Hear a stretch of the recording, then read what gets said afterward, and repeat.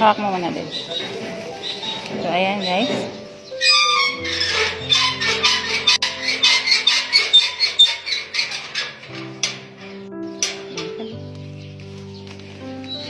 May trivia lang ako dito guys.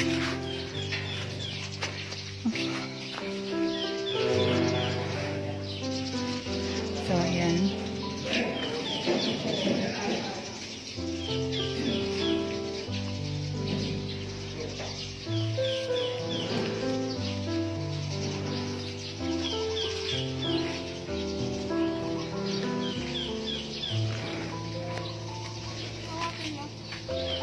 Teka. Teka, Bin.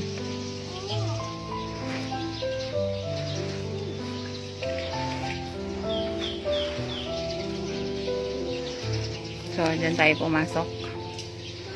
So, andyan tayo sa loob kanina. Andyan tayo sa loob. Ayan. Ito yung sinasabi ko guys. Dito sa taas na ito, dyan nag-shooting yung Pedro Penduko nun. Pozo Grande.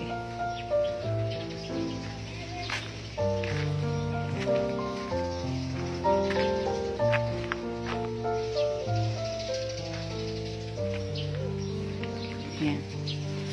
Meron akong trivia guys about dito sa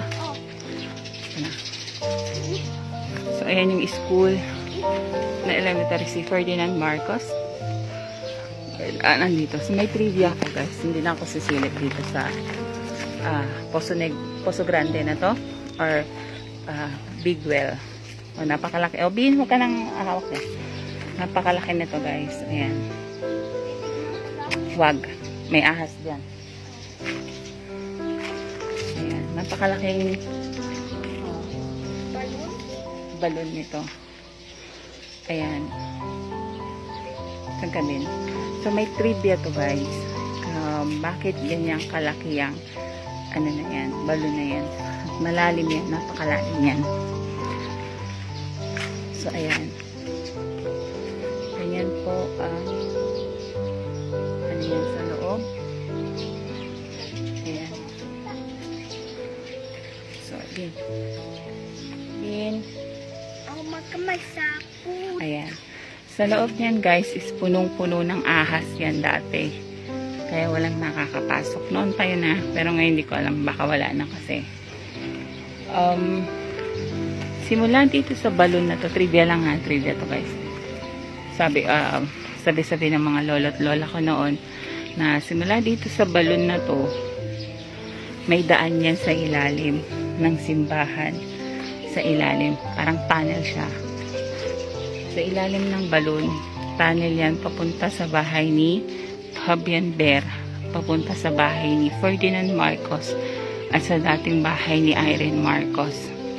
Yan. So, parang tunnel siya na taguan ng mga baril. Ewan ko, hindi ko alam kung ano. Basta daanan yan, tago sila nung panahon ng gera. So, ginawa nilang taguan yun. So, ayun.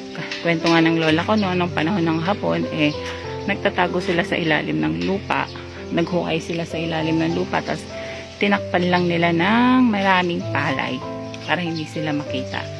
So, ganun din siguro to yung mga mayaman is ginawa nila yung tunnel na to para maging taguan. Ayan. Diyan. Yung Pozo Negro na to. Pozo Grande. Ayan. Laki yan guys.